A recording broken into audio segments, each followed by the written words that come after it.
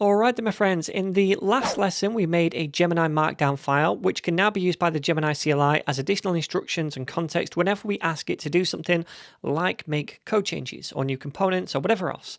And that's what we're going to do in this lesson. We're going to ask it to make a new simple UI component, and that component is going to be a card component. So if we look on the home page and scroll down a little bit, we can see these 3 cards right here for the site features. And then 3 more cards below that for some popular food combos. And all of this template code is currently written directly in the homepage component where the template gets repeated for each one. Now, I think it would be better in this case to make either 1 or 2 reusable card components where we define the template once, then just reuse that component multiple times in the homepage for these things. And that way we're going to have much less code duplication. So in this lesson, we're going to ask Gemini to do that for us. Okay, so before we begin, I want to say that I've already switched to a new branch to work on called Gemini/card. And that way, if things go south, I can just delete the branch and return to the main one, which remains untouched. And this is something I always do when I'm using AI to generate code and work on my project, because then I'm just keeping my main code base safe. Also, I've created a new component folder inside the app folder so I can tell Gemini to make any new UI components in there. So the current template for all the cards is currently in the index page component inside this pages folder. And if you open that up and scroll down a bit, you're going to see a bunch of feature cards. And if you scroll down even more, you're going to see a bunch of combo cards. So these are the things I want to extract into separate UI components so we don't have a load of duplication in this file. And then those components can be used here instead. So then I'm going to keep this file open so it automatically gets added to the session context when I ask Gemini to make this component. And that way it can see directly what template needs to be extracted and replaced. But I am going to close this file tree down and come back to the chat window in this other side panel. And then I'm just going to paste in a prompt so you don't have to watch me type this all out from scratch. And it says, in the home page, there's currently 3 feature cards and 3 combo cards.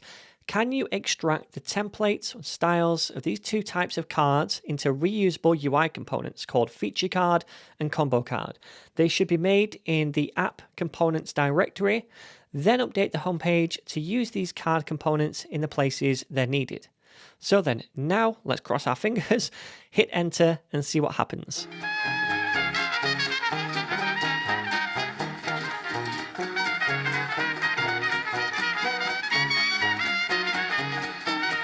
Okay, and right now you can see it's asking for permission to make a directory. Now, although we auto accepted edits before, we didn't accept this thing right here, which was to make a new directory. So you can either allow this once or yes, allow always, which is what I'm going to do right now.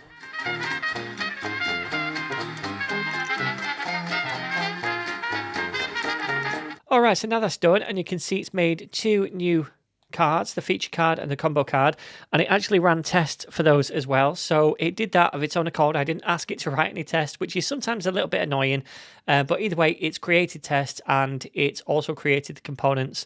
So let's just have a little look at the code now, just to make sure that everything looks okay. So this is the home page, and you can see where we used to have the template hard-coded. We've now got these feature cards instead.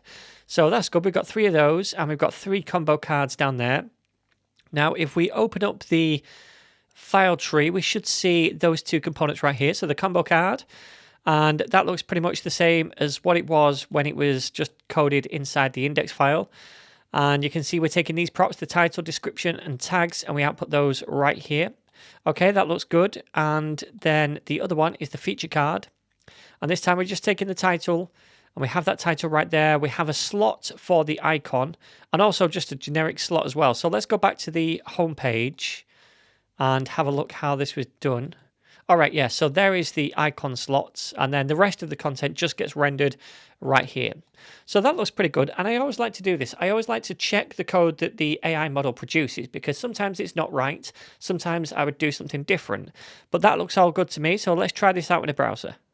All right, so if we scroll down, then everything looks at first glance to be the same, which is good. That's what we wanted. We didn't want it to do anything fancy, change the styles or the template or anything like that. We just wanted it to extract the template code from the home page and put it into reusable components. So I'm pretty happy with that. Okay, so I'm happy with these changes then, and at this point I'd make a commit, and if there were no other code changes needed, I might push up this branch and merge it. So I can open the source control panel over here to do that, which is currently listing all the file changes. Then I'll click on this little twinkle icon to let Copilot this time make a commit message for me because I'm super lazy. Once it's done that, I'll make the commit and push this new branch up to my repo. And then after this lesson off screen, I might merge that branch and pull down the new code down into my local project. But anyway, that was a simple enough thing to do, right? We got Gemini to pull out the card templates, make new reusable card components with those templates, and then use them in the homepage.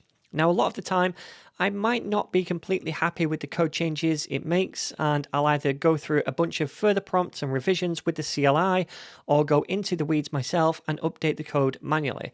And if things go off track too much, I can just delete the branch and start again. Anyway, we'll be making more code changes as we go through the series, but first, in the next lesson, I want to talk a little bit about commands and settings in the Gemini CLI.